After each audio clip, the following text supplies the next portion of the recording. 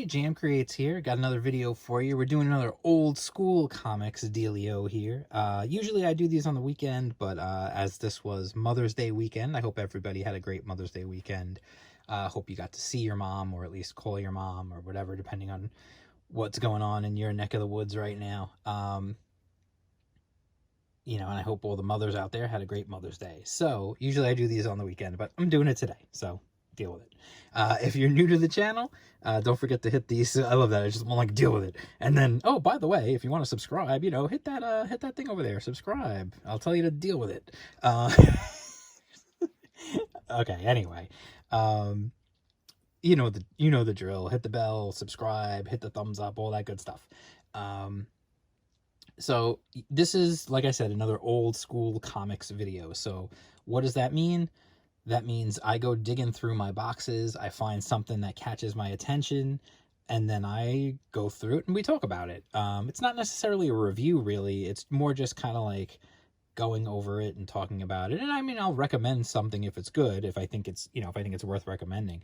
And then some of this stuff is stuff that I bought and don't even remember buying. Some of this stuff is stuff that has stuck with me through the years and I absolutely love. So this is Images of Shadowhawk, issues 1 and 2.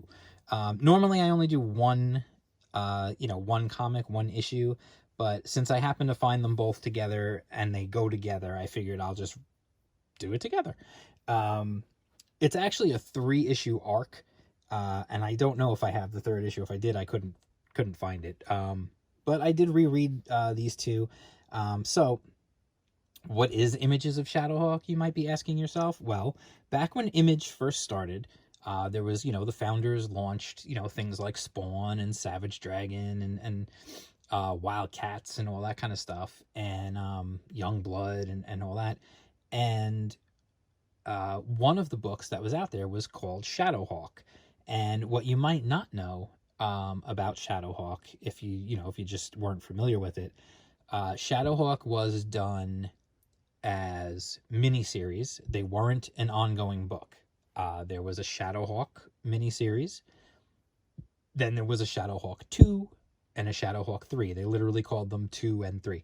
And they were just miniseries. They were meant to be. They had a beginning, a middle, and end, and then that was it. And the big thing with Shadowhawk was there was 2 big hooks about Shadowhawk when Shadowhawk the character first launched. The first one that everybody knew about before they even started was that Shadowhawk, he doesn't kill people, like he's not the Punisher, but he's also not quite Batman either. What he would do is he would break their spines and he would paralyze them. I'm not sure where that sits, on the Batman no kill and the Punisher kill scale. It's somewhere in between. You can be the judge of whether you think that's a horrific thing to do to someone or if it's justified. That's up to you. So anyway, they had these miniseries, and they decided that if Shadowhawk as a character was going to stand the test of time and last, that he would need to have other creators taking a crack at him. Like, the whole thing, it was Jim Valentino's character, but he always said his big thing was, what he said was, if the character's going to last, like any other character that lasts for years and years and years, it has to be a character that other creators can take on, and they can write and they can draw and they can do their own things with. Hence, Images of Shadowhawk. What the concept behind this was that they were going to do 3-issue arcs, and every 3 issues would be by a different creative team. That way you could see different people's take on the character, different people's, style and what they would bring to it. And it was an interesting idea. I thought it was a kind of a cool idea for a creator to do with their creation, is to say, no, you take it and let's see what happens if this character has the legs to go. So clearly you can tell, probably, if you're a longtime fan, who did the art for these issues. Obviously it's Keith Giffen. Keith Giffen has a very unique style. He actually also wrote the story. for this issue, for these issues.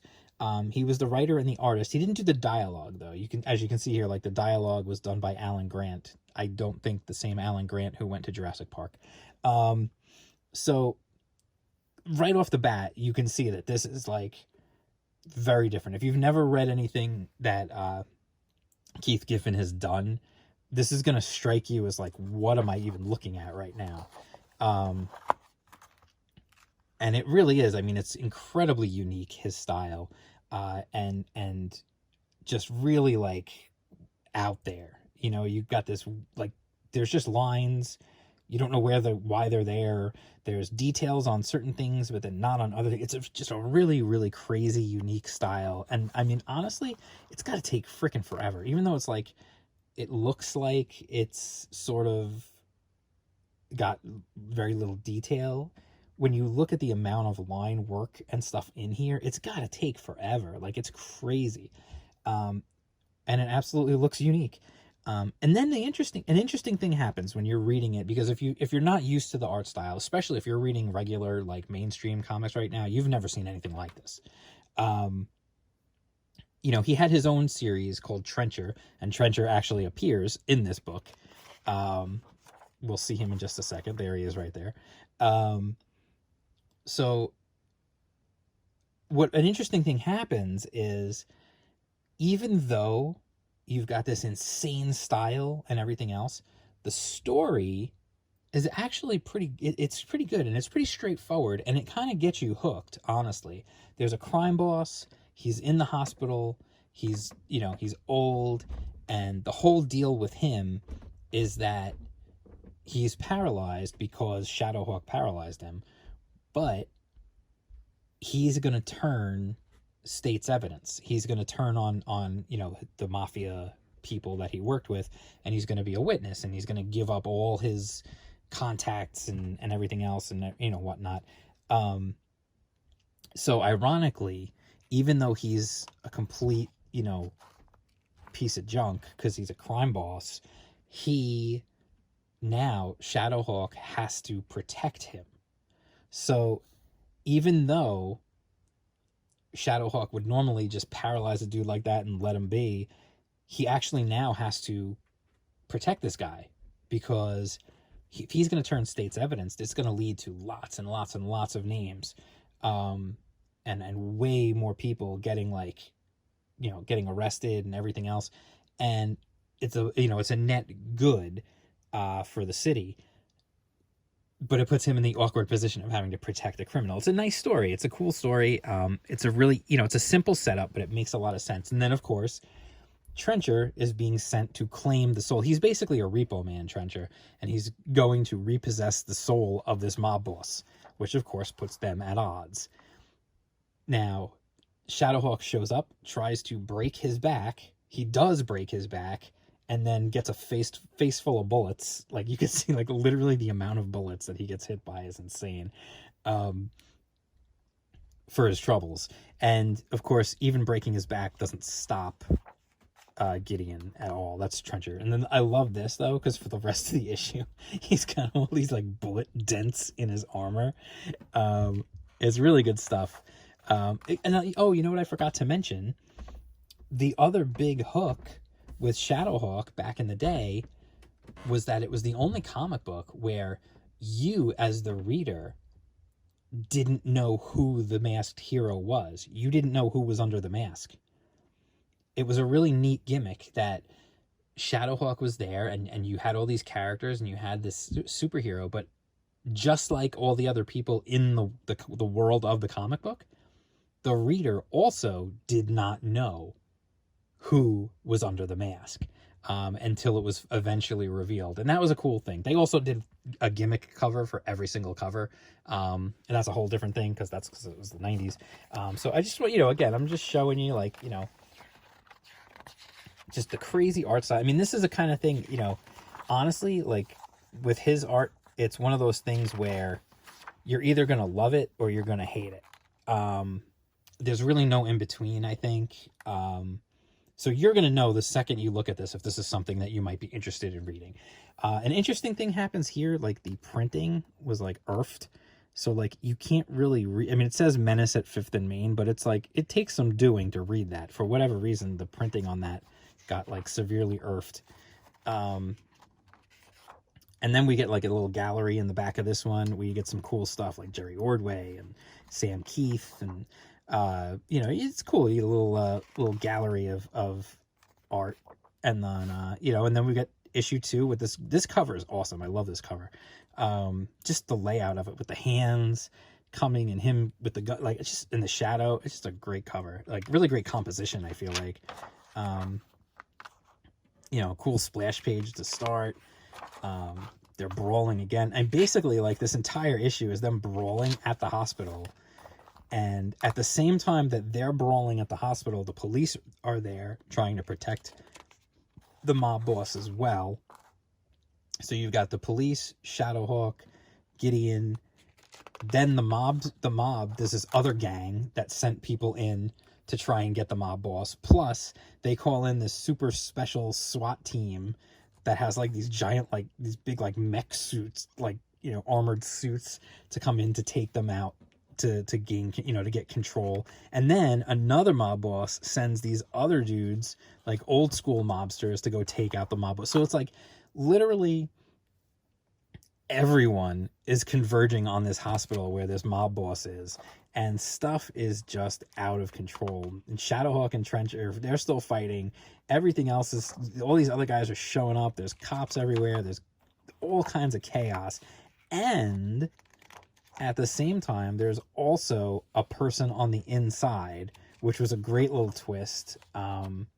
It turns out that the guy from the very beginning of the first issue who Shadowhawk paralyzed in the alleyway, yeah, he can actually hop bodies. So he hops into the nurse's body, and now he's going to go try and kill the mob. It's like absolute chaos. Like, honestly, it's building and building and building to such a conclusion that if I don't have the 3rd issue, I really seriously am going to try and track down the 3rd issue just to read and see how they wrap the whole thing up. If I can't find it in my boxes, I'm probably going to like go to eBay or something and try to find it, or go to my store whenever they open up again and see if I can find the 3rd issue of this. Just because like now I'm into it. Like the story is just crazy, and it builds and it builds and it builds. It's a great example of what to do and how to do it. You know, and then like, you know, you get some like little preview stuff and whatever, you know, image stuff. So that is Images of Shadowhawk 1 and 2 for the Old School Comics video. Really cool stuff. Honestly, it's a lot of fun. It's there's some great dialogue in there, some funny stuff. And like the action is crazy and just keeps building and building and building to eventually reach, it's going to reach in the 3rd issue, just such a crescendo that like, I don't know if anything's going to be left of the city by the time they're done. And it's really cool, like the way he built it up and built it up and built it up with everything converging on that hospital. So yeah, so I mean, it's a great example of Keith Giffen's artwork, and of a character that a lot of people have kind of forgotten in Shadowhawk. Like, you know, people still talk about Spawn and Savage Dragon, and even, you know, people are still talking about, you know, Youngblood and even like Wildcats and whatever, like, but you don't really hear too many people talking about Shadowhawk. So it's kind of cool, I feel like, to kind of shine a spotlight on I guess a forgotten hero. I would love to see them kind of bring him back and try something new. Like, that would be pretty cool.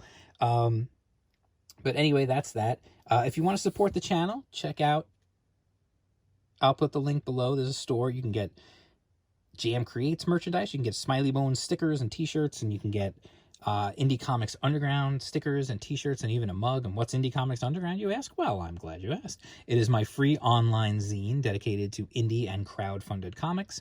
If you sign up and subscribe, you will get it sent to your email before the rest of the internet gets it on the website. So just go to indiecomicsunderground.com and you can subscribe. You could also check out all the previous issues there as well. All right, so I'll talk to you guys soon, and peace out.